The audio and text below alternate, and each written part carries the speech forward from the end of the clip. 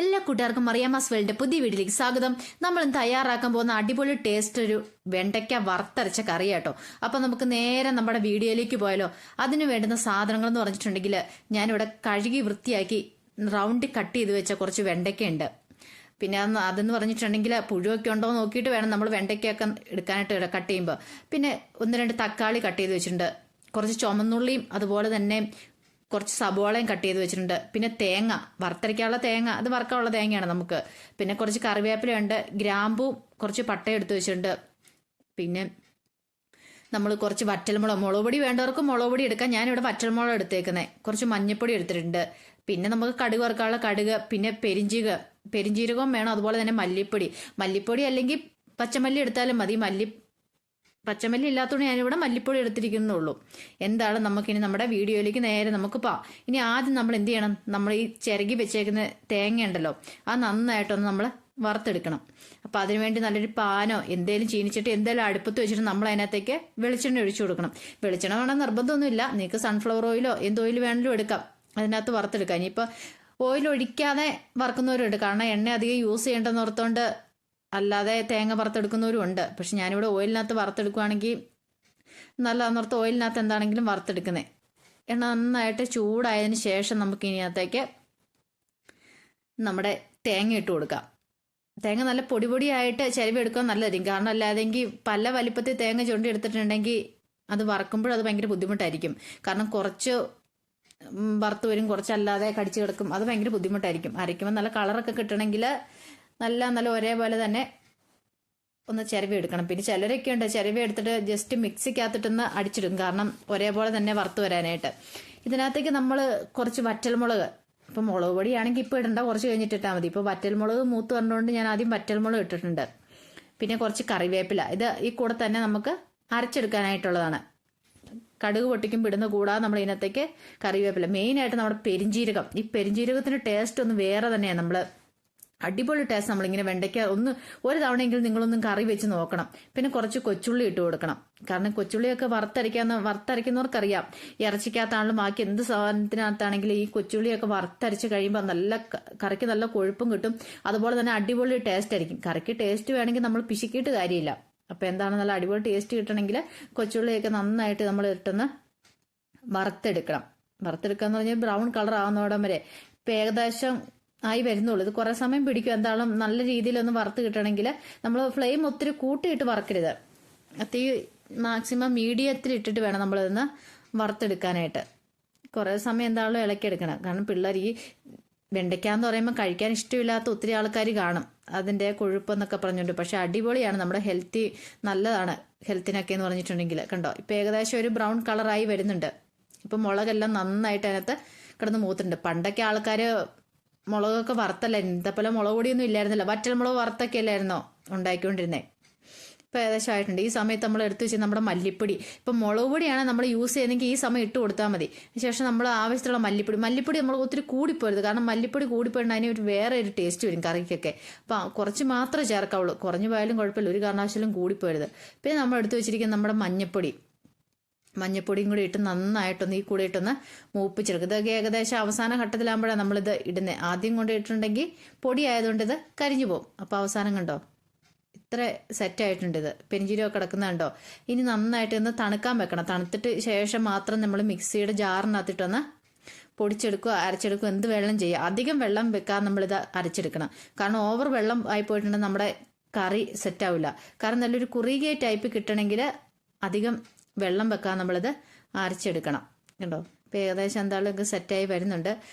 അങ്ങനെ നമ്മുടെ തേങ്ങയൊക്കെ നന്നായിട്ട് മൂത്ത് വരുന്നുണ്ട്. തേങ്ങയൊക്കെ നല്ല കളർ മൂത്ത് വന്നാൽ ബ്രൗൺ കളർ ആയി കഴിഞ്ഞാൽ മാത്രം അതിൻ്റെ ഒരു ടേസ്റ്റ് വരത്തുള്ളൂ, അല്ലേ, അല്ലെങ്കിൽ പച്ചച്ചവ പിടിച്ചിരിക്കും. അപ്പം എന്താണോ അതുവരെ നമ്മൾ ഇങ്ങനെ ഇട്ട് കണ്ടിന്യൂസ്ലി ഇത് ഇളക്കി കൊടുത്തുകൊണ്ടിരിക്കണം. എന്താണെങ്കിലും ചോറിൻ്റെ കൂടെ ചപ്പാത്തിയുടെ കൂടെ എന്തിൻ്റെ കൂടെ വെള്ളം കഴിക്കാനും നല്ല അടിപൊളി ടേസ്റ്റാണ് ഈ കറിക്ക്.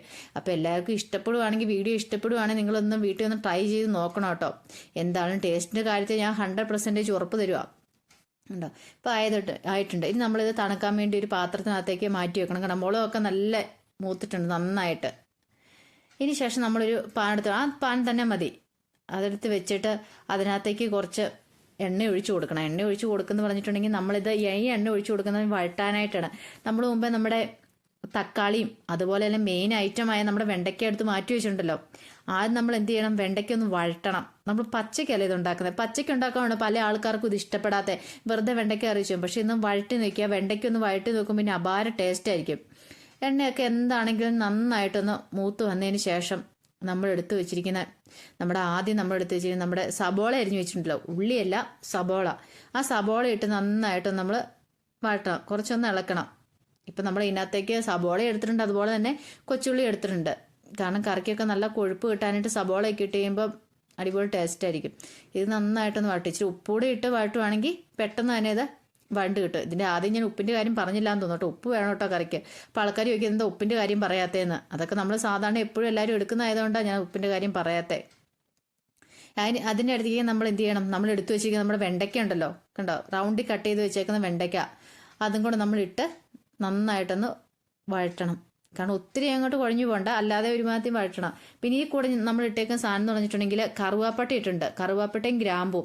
നമ്മൾ നേരത്തെ മുമ്പ് അരയ്ക്കാനായിട്ട് നമ്മൾ പെരിഞ്ചീരകം മാത്രം എടുത്തു വെച്ചിരിക്കുന്നത്. പക്ഷേ വഴറ്റാൻ നേരത്ത് നമ്മൾ എടുത്തു വെച്ചിരിക്കുന്ന 1-2 കറുവേപ്പട്ടയും അതുപോലെ തന്നെ ഗ്രാമ്പും. പിന്നെ ഇപ്പം ഞാൻ ഉപ്പിട്ട് വെച്ചേക്കുന്നുണ്ടോ, ഉപ്പൂടെ ഇട്ടാകുമ്പോഴത്തേന് പെട്ടെന്ന് ഇതൊരു വഴണ്ട് കിട്ടാനായിട്ട് സഹായമാവും. നന്നായിട്ട് കുറച്ചേരം ഇതിട്ട് ഇങ്ങനെ ഇളക്കിക്കൊണ്ടിരിക്കണം. ഒരുമാതിരി പരുവായതിനു ശേഷം വേണം നമ്മൾ തക്കാളി ഇതിനകത്തേക്ക് ഇട്ട് കൊടുക്കാനായിട്ട്. തക്കാളി ആദ്യം ഇട്ട് കൊടുത്തിട്ടുണ്ടെങ്കിൽ ഇത് വഴണ്ട് കിട്ടാൻ ബുദ്ധിമുട്ടാണെന്ന് എല്ലാവരും പറയാറുണ്ട്. അതെനിക്ക് ശരിയോന്ന് അറിയത്തില്ല. എന്തായാലും ഞാനിത് പകുതി കഴിയുമ്പോഴേ ഇട്ട് കൊടുക്കുന്നത്. നമ്മളങ്ങനെ കട്ട് ചെയ്ത് വെച്ചിരിക്കുന്ന നമ്മുടെ തക്കാളിയും കൂടെ അതിനകത്തേക്ക് നമ്മൾ ആഡ് ചെയ്ത് കൊടുക്കും. എന്നിട്ട് ഇതും കൂടി ഇട്ട് നന്നായിട്ടൊന്ന് വഴറ്റിയെടുക്കുക. കാരണം തക്കാളിയൊക്കെ നന്നായിട്ട് വഴണം. കാരണം അല്ലെങ്കിൽ പിന്നെ വെണ്ടയ്ക്കകത്ത് തക്കാളി വേറിട്ട് കിടക്കും, അതൊരു സുഖമില്ലല്ലോ. വഴണ്ട് വന്നാൽ മാത്രമേ അതിൻ്റെതായ ഒരു ടേസ്റ്റ് വരത്തുള്ളൂ, നല്ല തക്കാളിയൊക്കെ അലിഞ്ഞ് ചേരുള്ളൂ. എന്താണേലും അത് കുറേ സമയം നമ്മൾ ഇളക്കിക്കൊണ്ടിരിക്കേണ്ട വരും. അല്ലെങ്കിൽ വേണേൽ വേണമെങ്കിൽ നമുക്ക് മൂടി വെച്ച് വേവിച്ചെടുക്കാനും പറ്റും. ഇപ്പം ഞാനിത് ഇളക്കിക്കൊണ്ടിരിക്കുക കണ്ടോ. പിന്നെ ഇങ്ങനെ വെച്ചിട്ട് പിന്നെ കുറച്ച് നേരം കണ്ടിന്യൂസ്ലി വീണ്ടും ഇളക്കി കൊടുത്തോണ്ടിരിക്കണം.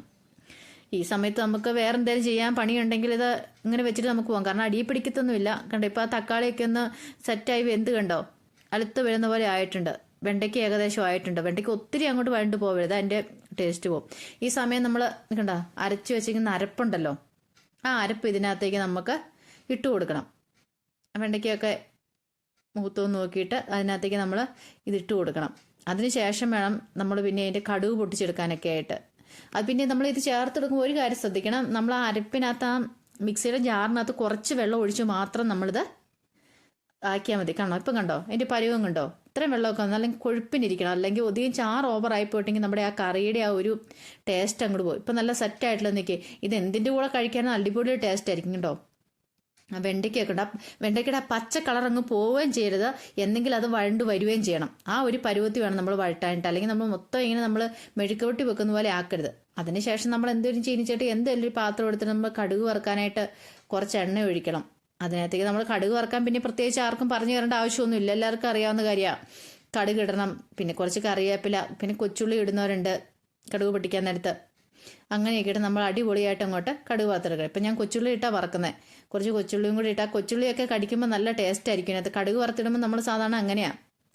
2 കറിവേപ്പിലയും കൂടി ഇട്ട് നമ്മളിനി ഇങ്ങനെ വേവിച്ച് മാറ്റി അടിപൊളി തയ്യാറാക്കി വെച്ചിരിക്കുന്ന അതിനകത്തേക്ക് നമ്മളിതൊന്ന് ഇട്ട് കൊടുത്താൽ മാത്രം മതി. 2 വറ്റൽമുളകൊക്കെ വേണ്ടവരിട്ടാൽ മതി. പക്ഷെ വറ്റൽമുളകൊക്കെ ഇടുമ്പോഴാണ് അതിൻ്റെതായ ഒരു ടേസ്റ്റ് വരത്തുള്ളൂ. ഒരു കറി എന്ന് പറയുമ്പോൾ നമ്മൾ തട്ടിക്കൂട്ടാൻ എന്താണെങ്കിലും അതിൻ്റെ എല്ലാ ചേരുവകളും ചേർന്ന് കഴിയുമ്പോൾ അതൊരു അടിപൊളി ടേസ്റ്റോടൊരു കറിയാവുന്നത്. കറി എല്ലാവർക്കും ഉണ്ടാക്കാം, പക്ഷെ അതിൻ്റെതായ ഒരു ടേസ്റ്റ് കിട്ടണമെങ്കിൽ അതിൻ്റെതായ രീതിക്ക് ഉണ്ടാക്കിയാലേ കിട്ടുള്ളൂ. ഇപ്പം എന്താണ് നമ്മുടെ കറി ഇവിടെ റെഡി ആയിട്ടുണ്ട്. അപ്പോൾ വീഡിയോ ഇഷ്ടപ്പെടുവാണെങ്കിൽ എല്ലാവരും ലൈക്ക് ചെയ്യണം, ഷെയർ ചെയ്യണം, അതുപോലെ തന്നെ സബ്സ്ക്രൈബ് ചെയ്യണം കേട്ടോ. കണ്ടോ, നമ്മൾ കടുക് വറുത്തതിനകത്ത് ഇട്ടിട്ടുണ്ട്. അപ്പം നമുക്ക് എന്താണല്ലോ ഇനി നല്ലൊരു അടിപൊളി വീഡിയോ ആയിട്ട് വീണ്ടും കാണാം കേട്ടോ. ഇനിയിപ്പോൾ നാളെ കണ്ടോ അധികം ഇളക്കമൊന്നും വേണ്ട, കണ്ടോ സെറ്റായിട്ടുണ്ട് കിടക്കുന്ന കേട്ടോ. നല്ല കുറുകി അടിപൊളി ടേസ്റ്റ് ആയിരിക്കും. ചപ്പാത്തിയുടെ കൂടെ എന്തിൻ്റെ കൂടെ ചോറിൻ്റെ കൂടെ ആണെങ്കിലും നല്ല അടിപൊളി ടേസ്റ്റ് ആയിരിക്കും. നിങ്ങളിത് ഉണ്ടാക്കി നോക്കിയിട്ട് നിങ്ങൾ എന്താണ് അഭിപ്രായം കമൻറ്റ് ബോക്സിലൊന്ന് ഇടണം. എല്ലാവർക്കും ഇഷ്ടപ്പെടും എന്നുള്ള കാര്യം ഉറപ്പാണ്. കണ്ടോ കുറിയിട്ടുണ്ട്. ഇനിയിപ്പോൾ എല്ലാവരും എന്താണോ ട്രൈ ചെയ്ത് നോക്കുക. അപ്പോൾ എന്തായാലും നമ്മൾ അടിപൊളി വീഡിയോ ആയിട്ട് നമുക്ക് വീണ്ടും വരുന്നതായിരിക്കും. അപ്പോൾ എല്ലാവരും ഒന്ന് സപ്പോർട്ട് ചെയ്യണം കേട്ടോ. അപ്പോൾ എല്ലാവർക്കും അടിപൊളി വീഡിയോ ആയിട്ട് വീണ്ടും കാണാം. Okay, tata, bye bye, see U.